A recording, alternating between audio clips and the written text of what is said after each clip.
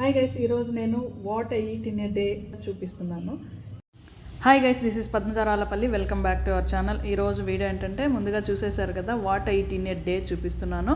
So first బ్రేక్ఫాస్ట్కి అయితే నేను ఇడ్లీ చికెన్ పులుసు చేశాను. చికెన్ కర్రీ చాలా బాగా వచ్చింది. ఫస్ట్ అయితే ఇడ్లీ ప్రిపేర్ చేసుకునేసినాను. తర్వాత చికెన్ను మ్యారినేట్ చేసి పెట్టుకున్నాను. కొంతసేపు ఒక 10 minutes మ్యారినేట్ చేసి పెట్టుకుంటే చాలు, బాగుంటుంది. అంతా ముక్కలకంతా కారం అంతా పడుతుంది, కారం ఉప్పు అంతా. కారము, ఉప్పు, పసుపు, నూనె కొద్దిగా వేసి మ్యారినేట్ చేసి పెట్టుకొని దాని తర్వాత 10 minutes తర్వాత నేను బాయిల్ చేసుకున్నాను, కొద్దిగా నీళ్ళు వేసుకొని. తర్వాత మసాలా పేస్ట్ అంతా రుబ్బుకొని పోసేసాను, దాంట్లో చేసుకున్నాను. మసాలాలో వచ్చి onions, tomatoes, ginger garlic and కొత్తిమీర, కరివేపాకు, పుదీనా అవన్నీ వేసి కొద్దిసేపు ఒక 10 minutes వాడ్చుకొని తర్వాత మిక్సీకి వేసి పేస్ట్ చేసుకునేసి, మిక్సీ వేసుకునేటప్పుడే కొద్దిగా శనగలు, తినే శనగలు ఉంటుంది కదా, అది వేసుకున్నామంటే గ్రేవీ థిక్గా వస్తుంది, చాలా టేస్టీగా కూడా ఉంటుంది. సో మనకు క్వాంటిటీ కూడా ఎక్కువ అవుతుందన్నమాట. అలా చేశాను నేను కర్రీ పేస్ట్ అయితే, మసాలా పేస్టు. సో దాంతోపాటు గరం మసాలా పౌడర్ కూడా యాడ్ చేసినాను, ఇంట్లో చేసుకున్నది. ఇప్పుడు లంచ్ చూసేద్దాము. హాయ్ గైస్, ఈరోజు నేను వాట్ ఐ ఈట్ ఇన్ ఏ డేలో లంచ్ ఏంటో చూపిస్తున్నాను. ఈరోజు అన్నము, కాకరకాయ పులుసు, రసం, పెరుగు అండ్ చపాతీ, దానికి మార్నింగ్ చేసిన chicken curry and boiled egg. మా ఆయన ఎప్పుడు ఒక కాంప్లిమెంట్ ఇస్తూ ఉంటాడు నేను కారం పులుసు చేసినప్పుడు అంతా. అదేంటంటే, నేను కారం పులుసు చేస్తే చేపల పులుసు వాసన వస్తుంది అనేసి అంటుంటాడు. సో అదేంటో ఇప్పుడు నేను ఎట్లా చేస్తాను అనేది చూడండి. కారం పులుసుకి అయితే నేను ఒక పొడి వేస్తాను, అది ఆ పొడి ఏంటో దీంట్లో కంటిన్యూషన్లో వస్తుంది. ఫస్ట్ అయితే నేను కాకరకాయలు సన్నగా కట్ చేసుకుంటాను, పల్చగా.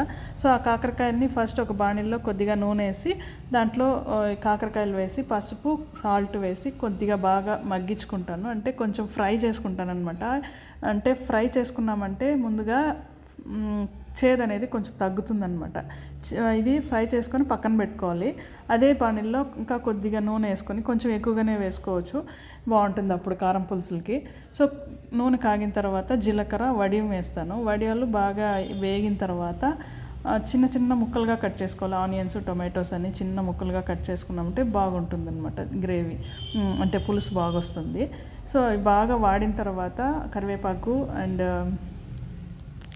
అల్లం, ఇదే వెల్లుల్లి కొంచెం బాగా దంచి వేసుకొని బాగా మగ్గిన తర్వాత, టొమాటోస్ అన్నీ మగ్గిన తర్వాత ఈ కాకరకాయలు, పక్కన పెట్టుకున్న కాకరకాయలు కూడా వేసుకొని ఉప్పు, పసుపు, కారం అన్నీ వేసి బాగా ఒక 2 minutes ఫ్రై చేసుకోవాలి. బాగా కలిసేంత ముక్కలకంతా, కాకరకాయ ముక్కలకి బాగా పట్టేటట్టుగా ఫ్రై చేసుకున్న తర్వాత మనము ఇంకా కొద్దిగా చింతపండు, నేను ఒక నిమ్మకాయ సైజ్ అంత చింతపండు నానబెట్టుకున్నాను.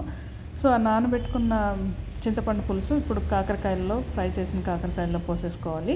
కొద్దిసేపు ఇంగు కూడా వేసేసి కొద్దిసేపు బాగా మూత పెట్టేసుకోవాలి.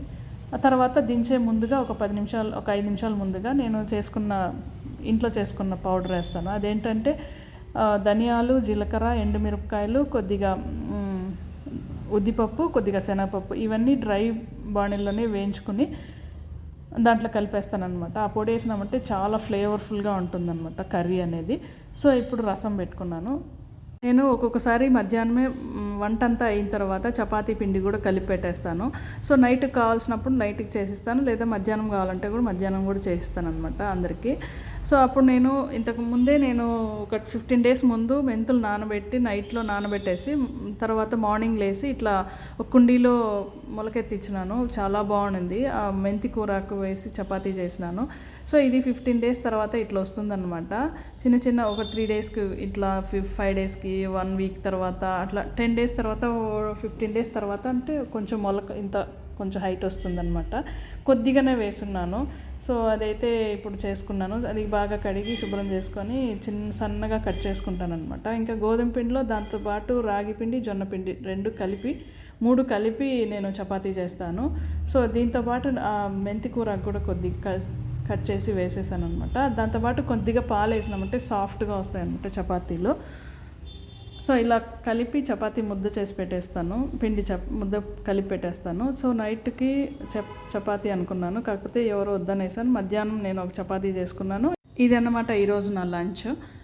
అన్నము, కాకరకాయ పులుసు, పెరుగు, రసము, చపాతీ, మార్నింగ్ చేసిన చికెన్ కర్రీ, బాయిల్డ్ ఎగ్. రసం వచ్చేసి నెల్లికాయతో చేసినాను, చాలా టేస్టీగా ఉంది. నాకు ఇష్టమైంది కాకరకాయ అంటే చాలా ఇష్టం.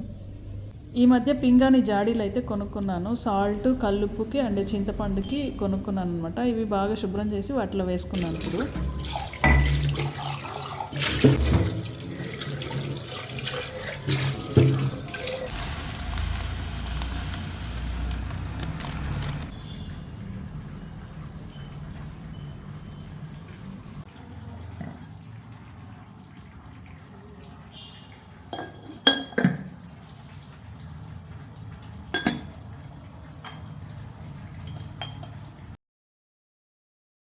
తర్వాత నేను కొన్ని స్ప్రింగ్ ఆనియన్స్ అయితే కొనుక్కొచ్చినాను. దాన్ని బాగా శుభ్రం చేసి కడిగి చిన్న ముక్కలుగా కట్ చేసి ఫ్రిడ్జ్లో పెట్టుకున్నామంటే అప్పుడప్పుడు వాడుకోవచ్చు అన్నమాట.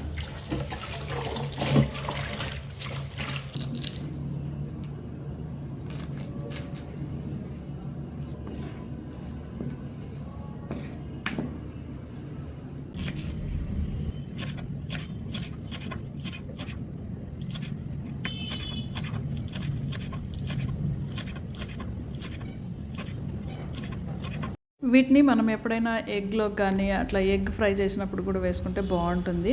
సో ఇంకా ఏదైనా ఓట్స్ జావా లాంటివి చేసుకున్నప్పుడు కూడా బాగుంటుంది అనమాట. ఇంకా ఈవినింగ్ స్నాక్స్కి అయితే కాలీఫ్లవర్ పకోడా చేసినాను.